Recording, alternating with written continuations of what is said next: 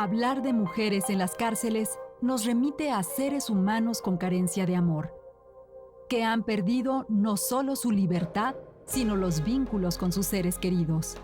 Nadie podría imaginar la situación de la gran mayoría de las mujeres que viven reclusas, sin privilegios, que son violentadas y que al recuperar su libertad son rechazadas por las y los que vivimos afuera. ¿Por qué hay tantas mujeres en la cárcel? ¿Por qué han aumentado las estadísticas de ingresos femeninos a prisión? ¿Qué provoca que las mujeres se involucren con el crimen organizado? Las respuestas a estas interrogantes no son fáciles de dar. Sin embargo, la realidad sugiere que la mayor parte de las mujeres que están reclusas lo están, paradójicamente, porque por amor, por pobreza o por ignorancia, accedieron a cometer un delito sin pensar en las consecuencias. Sus papeles casi siempre han sido como cómplices del crimen. Muchas de ellas son utilizadas como transporte de estupefacientes. Otras no sabían que sus parejas, padres o hermanos estaban involucrados en algo ilegal y fueron acusadas por el parentesco familiar. Unas más fueron utilizadas para seducir y luego secuestrar o robar. ¿Y qué pasa con la situación de las mujeres indígenas? La situación siempre se agrava cuando la imputada es de origen indígena o zona marginada. No hay traductores que les permitan conocer sus derechos, las formas y procedimientos legales con las que se desarrolla o se desarrollará un juicio. Se trata de poblaciones más vulnerables y que requieren de atención especial por obvias razones. ¿Qué efectos produce la prisión? La vergüenza de la familia es uno de los primeros efectos y desata el abandono, el sufrimiento moral en el hogar y en las más de las ocasiones, el deterioro económico, que significa la pérdida del ingreso o sueldo de la encarcelada. Tratándose de reclusas casadas, el divorcio, la disolución familiar y la inadaptación de los niños en caso de haberlos, dado que su educación se efectúa en situaciones anormales. Es importante señalar que de los 418 centros de reclusión dependientes de los gobiernos de los estados, tan solo 10 son exclusivos para albergar a la población femenina. Del total conformado por 11.901 mujeres, solamente 4.189 se encuentran recluidas en centros específicos para ellas, lo cual representa 35.19%.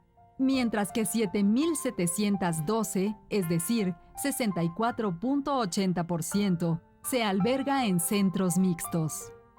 Al ser la población femenina el 4.87% de la población total recluida, la infraestructura, la organización y el funcionamiento de los establecimientos de reclusión giran en torno a las necesidades de los hombres.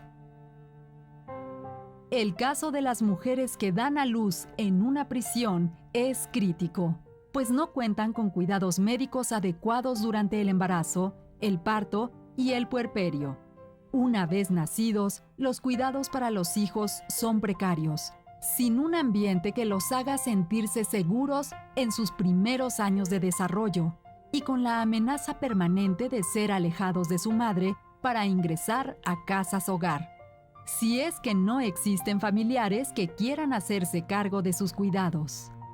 Las niñas y niños que viven en prisión se hacen invisibles y sin culpa alguna se les hace extensivo el castigo, pues viven junto con sus madres el encarcelamiento, por ser esta, en la mayoría de los casos, la única alternativa de sobrevivencia a su alcance. Todavía más grave es que muchas de las internas son inocentes.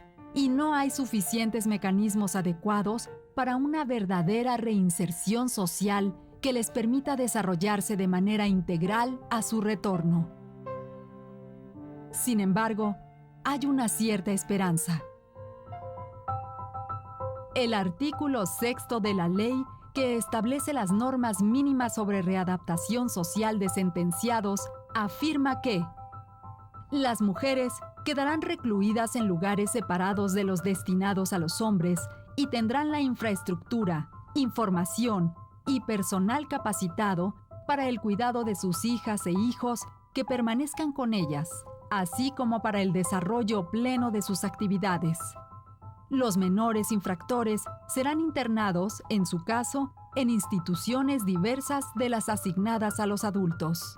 En los centros de reclusión para mujeres, se brindará la atención médica y servicios ginecológicos necesarios y, en su caso, la atención especializada durante el embarazo y posterior a este.